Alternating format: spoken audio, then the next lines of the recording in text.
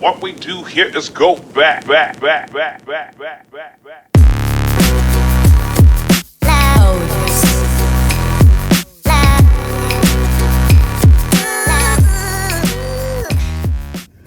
Am I in control? Who's making the call? Am I taking ownership? When I start to fall, step by step, I'm following a new plan, a more authentic me, a better version of who I am. So I challenged myself to move some stones today. I took on this commitment so my results would say, my word is my law, and it's easy to see. I'm becoming more of the infinite me. What's up? What's going on? Jace Jacobs here. Oh yeah, saying goodbye to the day. And oh yeah, I was just thinking about my buddy Stuart Wilde, the author, and I wrote that poem inspired by his book Infinite Self, 33 steps towards blah blah blah, reclaiming your inner power. I think that's what it is. And I was thinking about it because somebody asked me on Twitter. They didn't ask me on Twitter, but they asked on Twitter, hey, what's a favorite self-help book you like, or something like that. You know how that is. It's a question that's used to drum up engagement. So hopefully he really wanted to know what books people recommend versus just getting engagement. But anyway, no shame, no judgment on his part. I thought it was cool. I wanted to answer that question, so I immediately thought about the infinite self. And so it got me thinking, like, okay, yeah, what if some cool cats, some young critters came up to me and said, hey, I'm still learning stuff right now, but what could shorten the amount of time? What could reduce the amount of time to get from inexperienced to experienced, from unhappiness to happiness, from pain to pleasure, from pain to joy? What kind of book could I read to do that? And so I think for me, thinking over those 33 steps, I was like, what, it's pretty clear.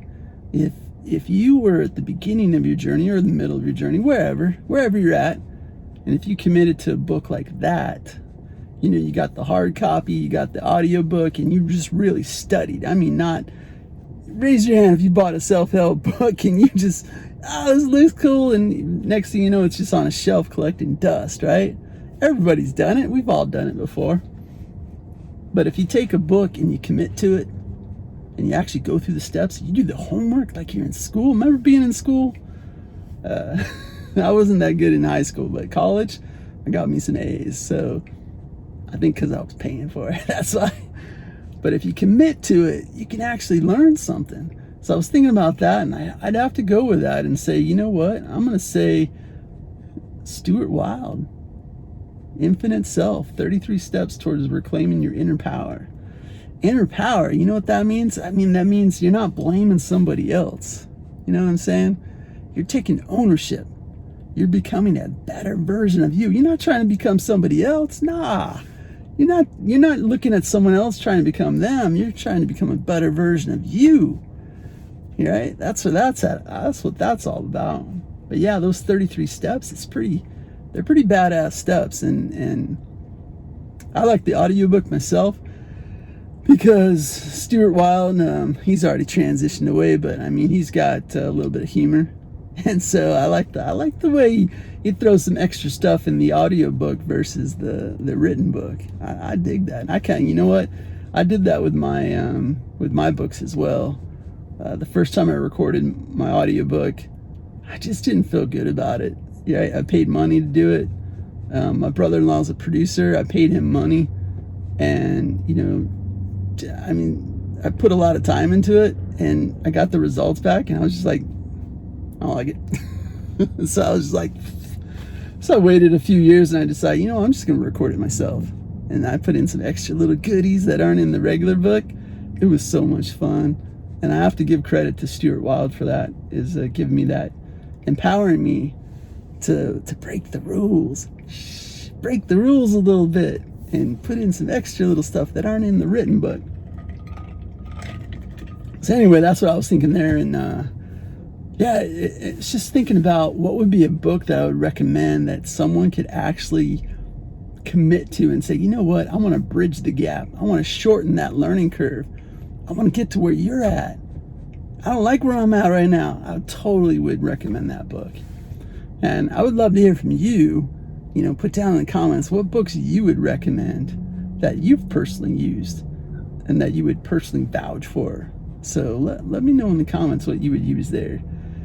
And I'm talking books that just are definitely going to make an impact. Easy to follow too. That would be nice, because I think, what am I thinking of? You ever seen a book where someone recommends it, but you start looking at it, you're like, what language is this? I'm lost, right? I think that would be a tough book, but anyway, that's what I was thinking of. I could let you know as I'm like trying to burp here. Why am I burping, man? I was thinking of, you know, as I'm honoring Stuart Wilde here, I was thinking, yeah, back in the day, when was it? Probably 2016, maybe 2017. Yeah, I was kind of diving deep into some of that stuff, and he's got this section of the book where he's getting spiritually stoned, and that means he's challenging himself and his ego to do something that he doesn't really want to do. And I think the concept is, and you'll have to read the book yourself, but I think the way I'm kind of paraphrasing the concept is, you know, like maybe thinking about like, okay, I'll use myself as an example right now. See, right now, I love some Ben and Jerry's, man. I want some fish food, you know? I want to go get some of that right now. However, I'm also thinking that, you know what, I could do that. Or I could kind of step up and say, okay, ego, stomach, brain, whatever, I'm in charge. Who's in charge? Me. My soul. I'm stepping in here to this meat suit, and I'm taking over, and I'm taking charge. And you know what? I'm not going to let you go get that ice cream right now. You know what? You've had too much sugar in the past month, and you know what? You got to be careful, because we're getting a little older, and we don't want no diabetes, right? So yeah, you can have ice cream eventually, but it's going to be on my terms, not your terms, not your terms. So that's like taking back your personal power, right? Is stepping in when you know your ego really wants something, or your stomach is really wanting something. And you know what? Maybe don't always give in. See if you could step in from your soul's perspective, right? Step in and take control from a place of love, and say, I love you, ego, but I'm going to take control, right? I love you, stomach, but I'm going to take control, and we're gonna go down a different path. So that's kind of like what that is, and he had a bunch of different examples of what he did, and so I created my own example, and I've probably shared this before on here, so let me know if you've already heard this before, but I shared it before, and I was like, okay, he got spiritually stoned. I'm gonna, what can I do? And I said, you know what, I'm gonna do the forking challenge. And so I was like looking around my house, what could I do? And I was like, how about I do this? And so the way it is you pick an exact time. And so I picked like 6:03 every morning for 7 days in a row. And you have to commit to hitting that exactly. You can't start at 6:02. You can't start at 6:04. And you can pick whatever time you want. That's just what I picked. And at 6:03 in the morning, I would be ready to open up the drawer and get out a fork. And I would take a microfiber and I'd polish that fork, and then I'd walk something like clockwise around this whole, I have this big huge island in my kitchen. It's actually pretty big. It's crazy how big it is. It's pretty big. So I walk all the way around it while grooving to some music that I don't even know if I have the music on, but just grooving, you know what I mean? Like just getting into it, like just like I'm loving this strut around this island, just kind of getting into it, and then get all the way around, and then I would set down the fork on this little this big old drying mat. After we wash our dishes, I just put it on this big old black drying mat, and then I'd sit it down there, and then I'd go back and grab another fork and repeat it again, right? Going clockwise around the island, and I get all those out. And I don't know how many forks I had at the time. Let's just say I had like 8 big forks and 8 little forks, so probably 16 forks. It was the forking challenge. And so I did all that, and after I put down the very last fork, you know what I do? I pick up the first fork, or maybe the last fork, can't remember which one. I pick it up and I reverse, and I go counterclockwise all the way around the counter, polishing that fork and put it back in the drawer and telling it thank you, right?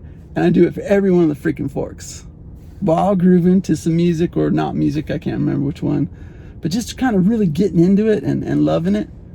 And so I did all that, and I did that for 7 straight days. And the point is to do something that's just uncomfortable, right? And to prove to yourself that you can do it.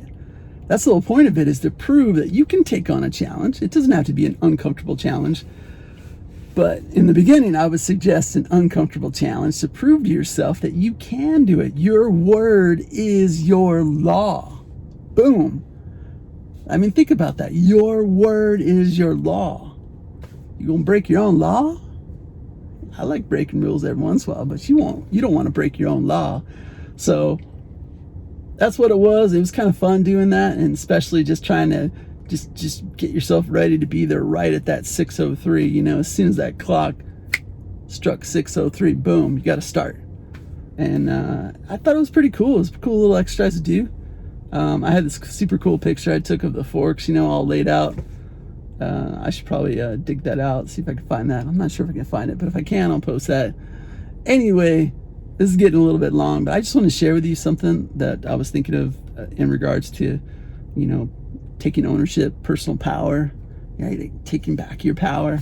And yeah, anyway, I love you. I appreciate you. Saying goodbye to the day. I'm Jace Jacobs. Appreciate everything. Love fully. Need nothing. Namaste, my friend. High five, knuckles. Later.